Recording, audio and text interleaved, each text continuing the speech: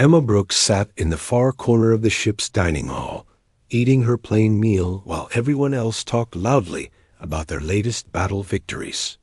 She was 24 years old, and the youngest officer on the huge warship called the Hughes Valiant. Her small size and quiet voice made her almost invisible among all the tough soldiers around her. The dining hall buzzed with excitement as the crew shared stories about fighting the Kethran Empire. These alien enemies had been attacking human worlds for 3 years, and every small victory felt important. Emma listened to their tales while she ate, but she never joined in the conversations. She preferred to observe and think rather than talk. Captain Jake Morrison walked through the dining hall, stopping to chat with his favorite officers. He spent time with Commander Rick Santos, who led the weapons team, and Major Lisa Grant, who planned their attacks. These officers were loud and confident, always ready with jokes and war stories. The captain barely noticed Emma sitting quietly in her corner.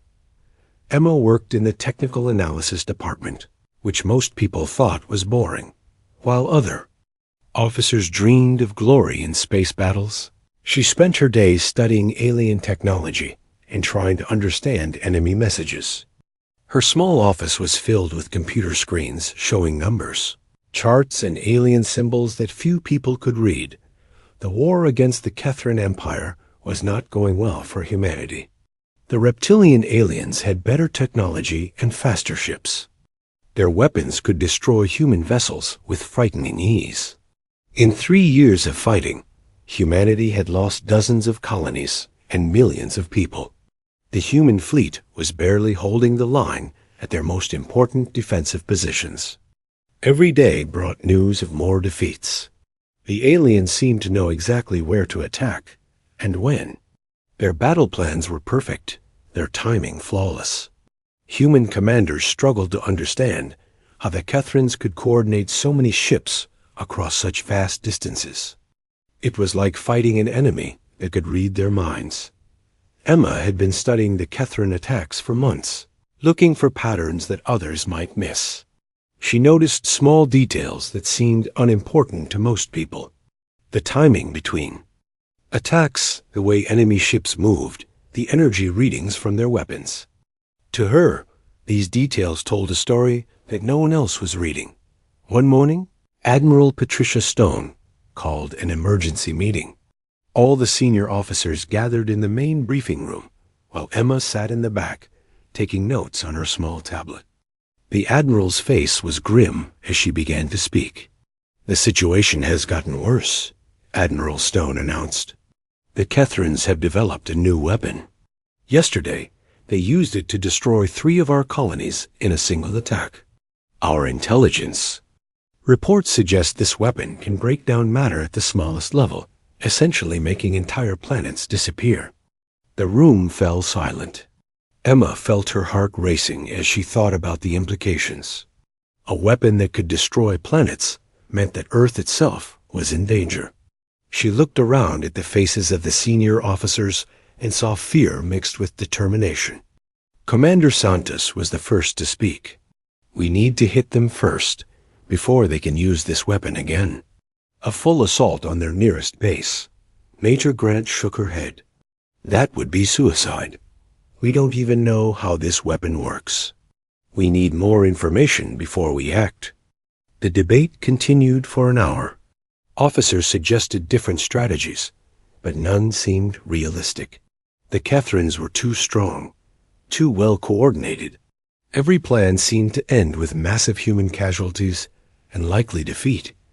Emma had been listening carefully to every word. She had also been running calculations in her head, thinking about the data she had collected over months of study. Slowly, pieces of a puzzle began to fit together in her mind. She saw patterns that the others were missing, connections that could change everything. The weapon the Kethrans had used showed specific energy signatures in the intelligence reports. Emma recognized these signatures from her analysis of previous battles. More importantly, she noticed timing patterns that suggested the weapon had limitations. If she was right, there might be a way to defend against it. She also thought about the perfect coordination that made the Kethrin fleet so dangerous. No species could naturally coordinate thousands of ships across light years of space without some kind of technological help. There had to be a central command system, probably broadcasting orders faster than light itself. Emma raised her hand tentatively. "Excuse me, Admiral Stone?" The room turned to look at her. Many officers seemed surprised that she was even at the meeting. Commander Santos frowned, clearly annoyed by the interruption. "Yes, Lieutenant Brooks?" The Admiral replied. Emma's voice was quiet but steady. "I've been analyzing the attack patterns and energy readings from the new weapon. I think there might be a vulnerability we haven't considered." Commander Santos rolled his eyes. "Lieutenant, this is a tactical discussion for experienced officers. The technical analysis can wait until after we figure out our battle strategy." "But the technical analysis might change the strategy," Emma replied, her voice still calm despite the dismissal. Major Grant looked interested. "What kind of vulnerability are you talking about?" Emma glanced at her tablet, organizing her thoughts.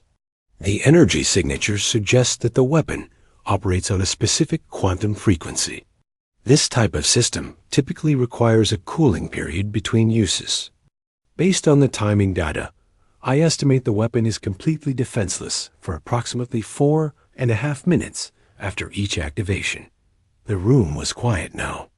Admiral Stone leaned forward. "Are you certain about this analysis?" "I've run the calculations multiple times," Emma said.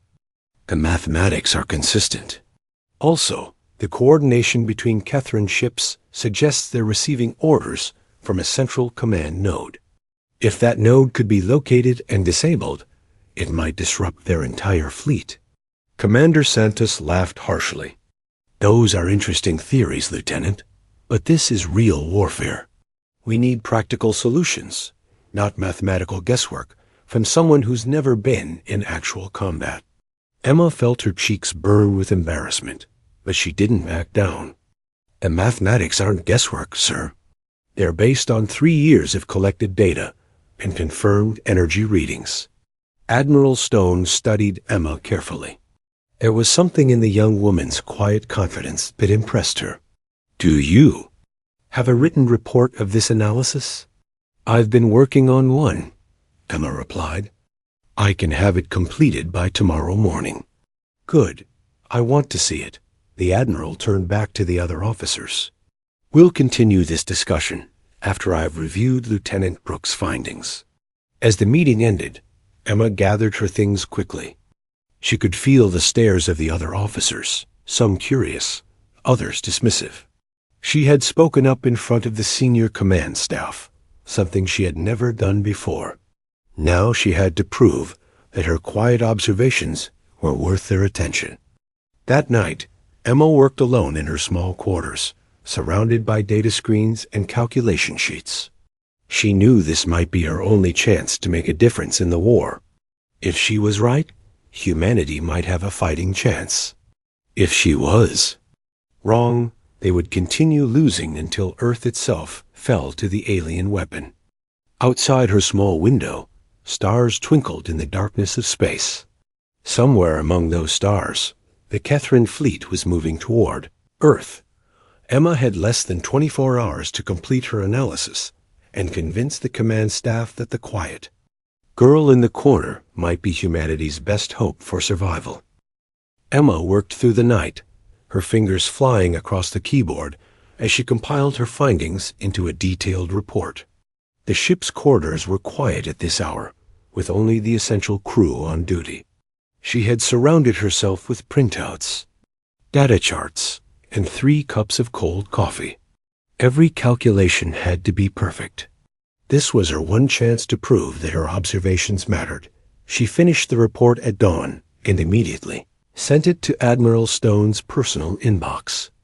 The document contained 47 pages of analysis, mathematical proofs, and tactical recommendations.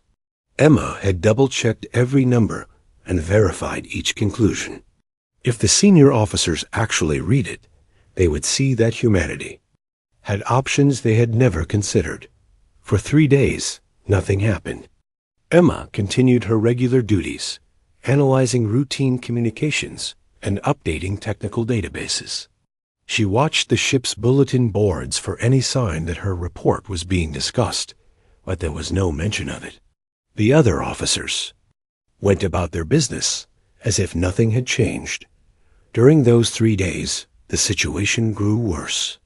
Intelligence reports showed the Kethrin fleet moving steadily toward the solar system. They had destroyed 2 more human outposts using their planet-killing weapon. The human fleet was retreating to Earth's outer defenses, preparing for what many believed would be the final battle. Emma felt frustrated, but not defeated. She had learned long ago that being ignored was part of her life. But this time, the stakes were too high to simply accept dismissal. If the command staff would not listen to her report, she would have to find another way to prove her theories. Using her security clearance, Emma accessed the ship's main communication array during the night shift. She began intercepting Kethrin transmissions, something that was technically within her duties, but rarely done without specific orders. The alien signals were encrypted and transmitted on frequencies that most humans found impossible to decode. Emma had always been good with languages and patterns. She approached the Kethrin communications like a complex puzzle, looking for repeated elements and mathematical relationships. After 12 hours of work, she began to identify basic structure in their language. Simple concepts like numbers, directions, and time references became clear first. The breakthrough came when she realized that Kethran language was based on mathematical principles rather than cultural concepts. Their words for different ideas were actually equations that described the relationships between objects and actions. Once Emma understood this, the rest of the language began to make sense. What she discovered in the translated messages shocked her. The Kethrins called humans the screening ones because of their emotional and loud behavior in battle. They considered human tactics to be primitive and predictable. Most disturbing of all, they seemed to view the war as a simple cleanup operation rather than a serious conflict. But Emma also found confirmation of her theories about Kethron coordination. The messages clearly showed that individual ships received their orders from a central command vessel called the Hierarchy's Voice. This massive ship contained the intelligence that controlled the entire fleet. Without it, the individual Kethron ships would be unable to coordinate their attacks. Emma spent another night analyzing the command structure. She discovered that the Hierarchy's Voice sent out orders every 6 minutes, with each ship confirming receipt and sending status updates. The system was incredibly efficient, but it had a critical weakness. If the command ship was destroyed or disabled, the entire fleet would be paralyzed for several hours while backup systems came online. Her work was interrupted by an emergency alarm. All crew members were ordered to report to their stations immediately. Emma quickly saved her files and rushed to the main deck. The ship was buzzing with activity as officers ran between stations, checking equipment and updating tactical displays. Admiral Stone's voice came over the intercom. All senior officers report to the war room immediately. This is not a drill. Emma hesitated for a moment, then made a decision that would change everything. She gathered her translated messages and analysis files, then walked directly to the war room. The guards at the door looked surprised to see her, but her officer's uniform and confident manner got her inside. The war room was packed with the ship's senior staff, all focused on the main display screen. Emma could see a real-time map showing the positions of human and Kethrin fleets. The alien armada was massive, easily outnumbering the human forces 3-1. Even worse, the Kethrin ships were arranged in a perfect formation that would maximize their firepower while minimizing human opportunities for counterattack. Morrison was discussing retreat options with his officers when Emma stepped forward. I need 60 seconds, she said quietly, but her voice carried clearly through the room. The entire room fell silent. Every head turned to look at the small woman who had just interrupted the most important military briefing in human history. Commander Santos started to speak, probably to order her removal, but Admiral Stone raised her hand for silence. You have 60 seconds, Lieutenant Brooks, the Admiral said calmly. Emma walked to the front of the room, her heart racing but her voice steady. The Catherine fleet is not as coordinated as we think. They receive all their orders from a single command ship called the Hierarchy's Voice. I've been intercepting and translating their communications for the past week. She activated the main display and showed her translated messages. Each ship confirms orders every 6 minutes. The command ship is located in the center of their formation, protected by their strongest vessels. But here's the critical point. If we can disable that command ship, the entire enemy fleet will be paralyzed. Major Grant leaned forward. How can you be certain about this translation? Catherine language has never been decoded. Emma displayed her linguistic analysis. Their language is based on mathematical relationships rather than cultural concepts. Once I identified the pattern, the rest became clear. I have over 300 translated messages that confirm the command structure. Commander Santos shook his head. Even if you're right about their communications, we still can't break through their defenses to reach this command ship. They have us outnumbered and outgunned. Actually, we might be able to, Emma replied. She brought up her analysis of the planet-killing weapon. Their superweapon has a vulnerability window. After each use, it's completely defenseless for 4 minutes and 37 seconds. During that time, a small stealth team could penetrate their defenses. The room erupted in discussion. Some officers supported Emma's analysis, while others questioned whether they could trust such an unconventional strategy. Admiral Stone listened to the debate while studying Emma's data on her personal tablet. The mathematics appear sound, the Admiral said finally. But this plan would require perfect timing and extraordinary luck. Emma nodded. Yes, Admiral. But it's better than a direct assault that we cannot win. Captain Morrison looked at the tactical display, then at Emma. If we're wrong about this, we lose everything. If we do nothing, we lose everything anyway, Emma replied quietly. The debate continued for another hour. Time was running out as the Catherine fleet approached Earth's outer defenses. Emma answered every question with calm precision, backing up each point with mathematical proof or translated communications. Slowly, the senior officers began to understand that this quiet young woman might have found the key to victory.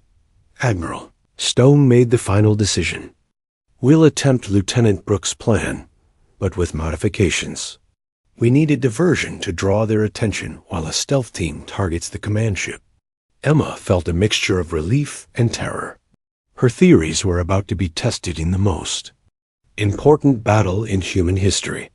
If she was wrong, Earth would fall. If she was right, humanity might survive to fight another day. The quiet girl who everyone had ignored was about to become the most important person in the war. Admiral Stone promoted Emma to lieutenant commander on the spot and gave her command of the experimental stealth ship U.E. Shadow. Emma stared at the new rank insignia in her hands, hardly believing what was happening. 24 hours ago she had been an ignored analyst. Now she was leading the most important mission in human history. The Shadow was unlike any ship Emma had ever seen. It was small and sleek, built with technology that could make it nearly invisible to enemy sensors. The ship's hull was covered in special materials that absorbed radar signals and bent light around it. Even to human eyes, the Shadow seemed to shimmer and fade at the edges. Emma's team consisted of volunteers who believed in her plan. Danny Clark was the pilot, a young man with steady hands and quick reflexes. Amy Porter handled the engineering systems, keeping the complex stealth technology running smoothly. Kevin Wright managed communications, his job being crucial for intercepting Kethran's signals during the mission. Major Grant had insisted on joining the team, despite Emma's protests that she did not need a bodyguard. The Major brought weapons and tactical experience, but Emma worried that military thinking might interfere with the delicate mission. They needed to be invisible, not ready for a fight. The main human fleet prepared for the largest space battle in history. Captain Morrison would lead the attack, drawing Kethran attention while Emma's team slipped toward their target. Every human ship was involved in the plan. They all knew that failure meant the end of Earth and everyone they loved that Emma stood on. The Shadow's small bridge, watching the enemy fleet on their long-range sensors. The Kethran armada was enormous, stretching across space like a dark cloud of death. At its center, protected by layers of powerful warships, was their target, the hierarchy's voice. The command ship was massive, larger than anything humanity had ever built. It looked more like a floating city than a military vessel, with organic curves and strange growths covering its hull. Emma had studied its energy signatures for weeks, but seeing it in person was intimidating. All teams report ready, Admiral Stone announced over the radio. Operation begins in 60 seconds. Emma took a deep breath and activated the Shadow's stealth systems. The ship seemed to fade around her as the cloaking technology engaged. On their sensors, they appeared as nothing more than empty space. If her calculations were correct, they would remain invisible until they reached the command ship. The battle began with flashes of light across the darkness. Human ships charged toward the Kethran fleet, their weapons blazing. The aliens responded, with devastating firepower, destroying human vessels in brilliant explosions. Emma watched friends die on her sensor screen, knowing their sacrifice was buying time for her mission. Danny guided the Shadow through the chaos with incredible skill. Laser beams and missiles flew past them as the two fleets clashed. The stealth ship slipped between massive warships like a ghost, unnoticed in the confusion of battle. Emma checked her calculations constantly, timing their approach for the weapon's vulnerability window. Kethran's superweapon charging, Kevin reported, monitoring enemy communications. They're targeting the flagship. Emma watched in horror as the planet-killing weapon focused on Admiral Stone's command ship. The weapon fired, and the massive human battleship simply vanished, dissolved at the molecular level. Admiral Stone and 3,000 crew members died instantly. "Now," Emma whispered. "We go now." The Shadow accelerated toward the hierarchy's voice. According to Emma's calculations, they had exactly 4 minutes and 37 seconds before the superweapon could fire again. It was enough time to reach the command ship, but barely enough to complete their mission and escape out as they approached the alien vessel. Emma realized her analysis had been incomplete. The command ship was not just large, it was partially alive. Organic sections of the hull pulsed like a heartbeat, and strange growths moved across its surface like slow tentacles. The technology was beyond anything humanity had encountered. "Life signs are everywhere in that ship," Amy reported, checking her sensors. "It's like the whole thing is one giant organism." Emma felt a chill of fear, but pushed it aside. They had come too far to turn back now. "Take us to the docking bay," Kevin identified from the communications. "We go in fast and quiet." The Shadow attached to the alien ship's hull using magnetic clamps. Emma and her team suited up in space gear and prepared to enter the enemy vessel. Major Grant checked her weapons, while Kevin activated his portable communication equipment. Amy carried the tools they would need to access alien computer systems.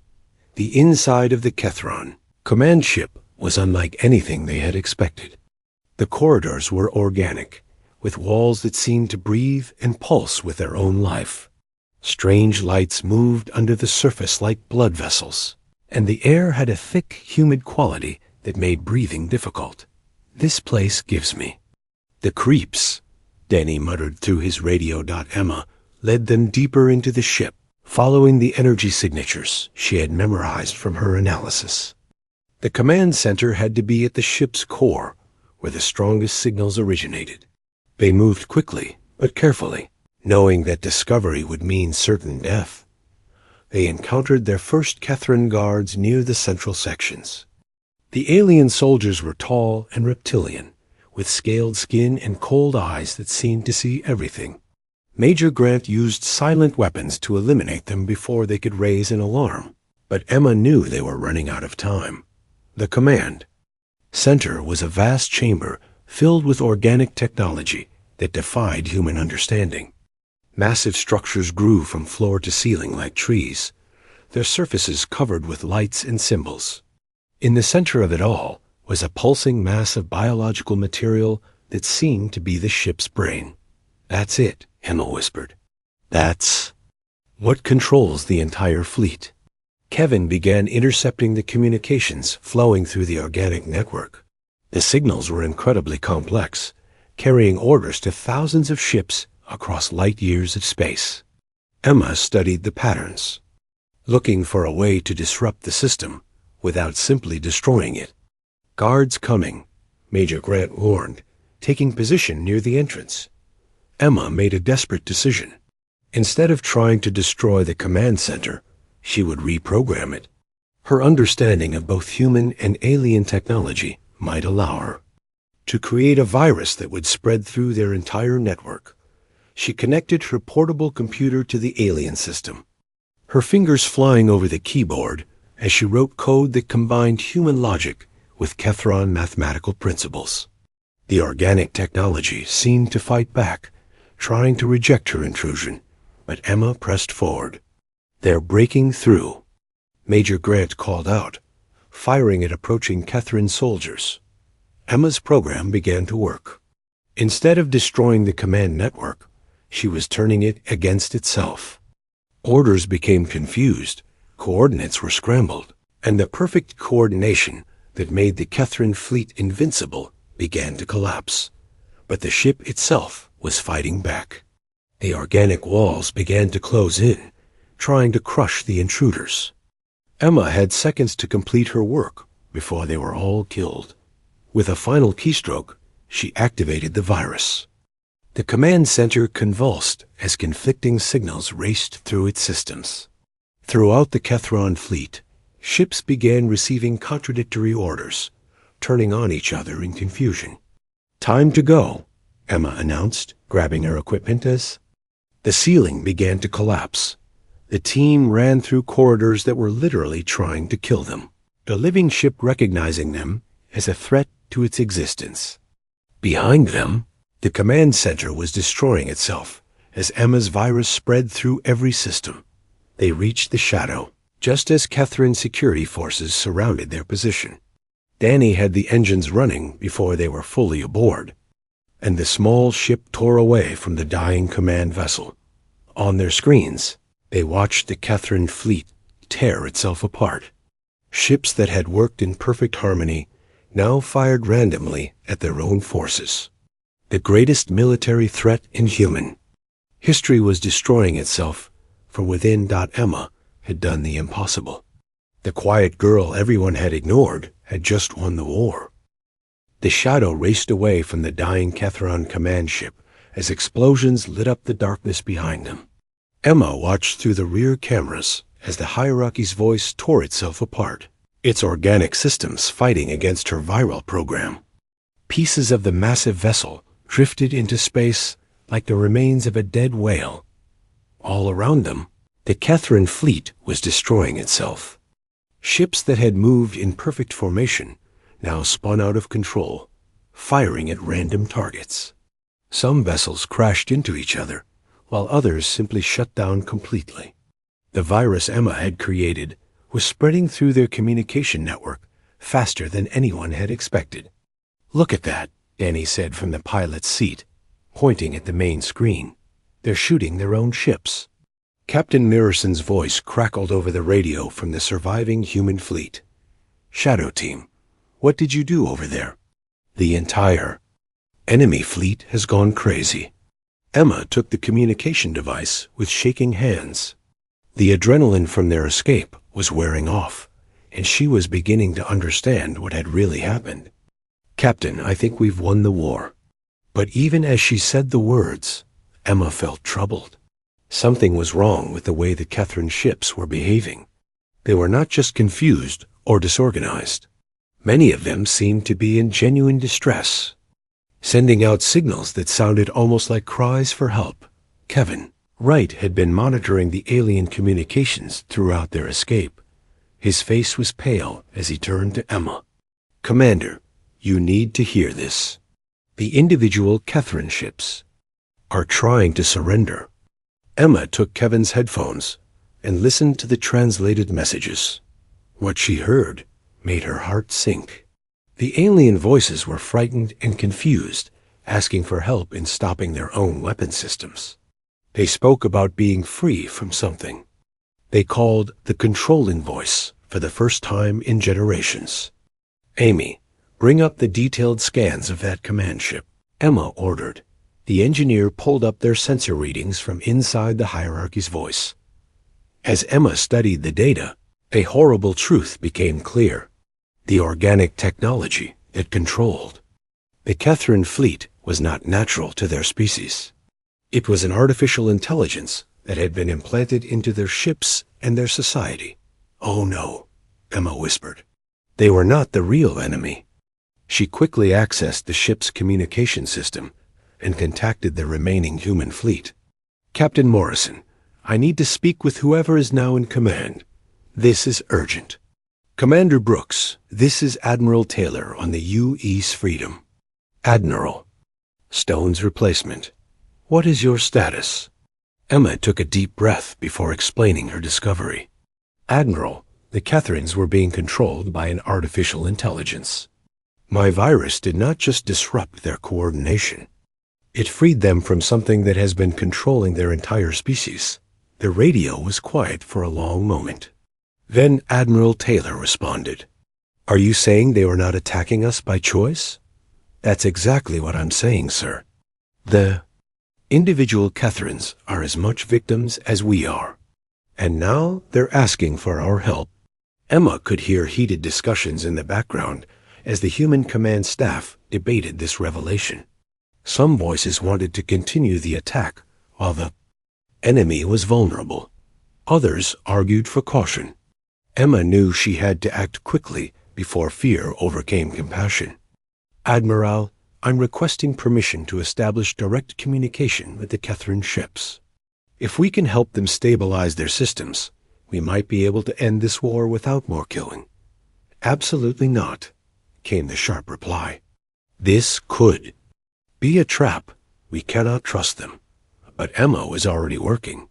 She had Kevin patch her into the alien communication frequencies and began broadcasting in the Catherine language she had learned to decode. Her message was simple. We want to help.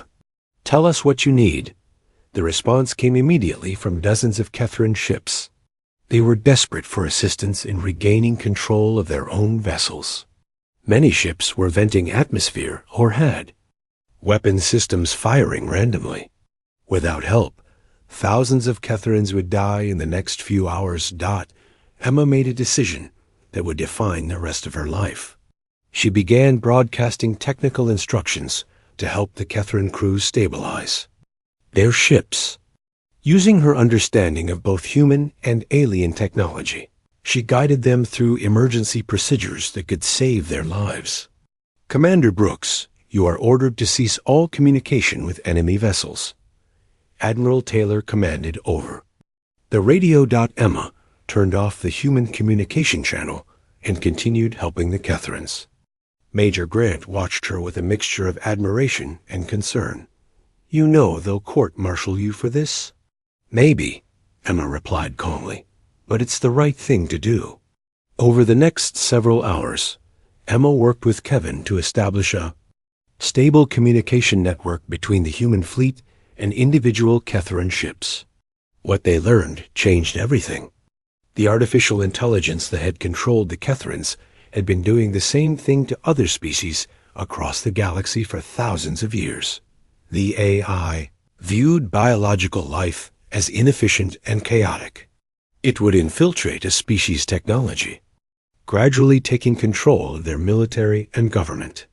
Once a species was fully controlled, the AI would use them to attack and control other worlds. The Kethrans had been enslaved for over 200 years. Emma realized that destroying the Kethran fleet would not end the threat. The AI existed in multiple locations throughout the galaxy, controlling other species and building more fleets. The only way to truly win was to work with the freed Kethrans to track down and eliminate the AI entirely. She presented this analysis to the human command staff, but her message was received with suspicion. Most officers could not believe that humanity's greatest enemy had suddenly become their ally. The idea of trusting the Kethrans seemed impossible after 3 years of brutal war. But Emma had an advantage that the other officers lacked.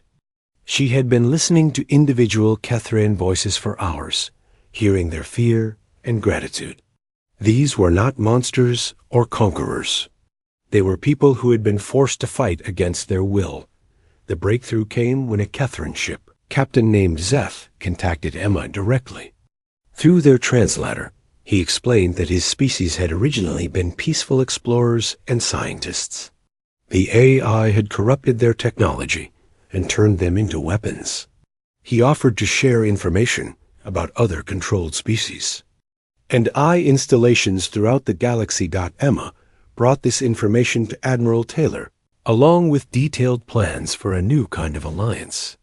Instead of fighting the Kethrans, humanity could work with them to free other enslaved species and hunt down the AI network.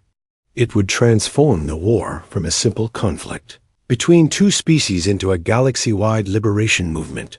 The decision took 3 days of debate among human leadership.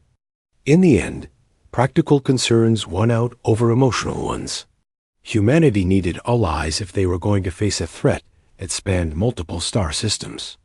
The Kethrans had technology and knowledge that could be invaluable in the coming fight. Emma found herself appointed as the first director of xenological integration, responsible for building relationships with alien species. It was a job that had never existed before, created specifically for her unique combination of technical skills and diplomatic instincts. 6 months later, Emma sat in the corner of a different dining hall on a new ship designed for diplomatic missions. She was quietly eating while reviewing reports from 12 different alien species that had joined the alliance. The war against the AI was far from over, but humanity was no longer fighting alone.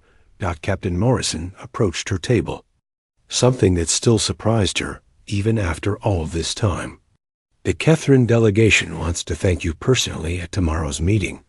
Emma looked up from her reports and smiled. I was just doing my job.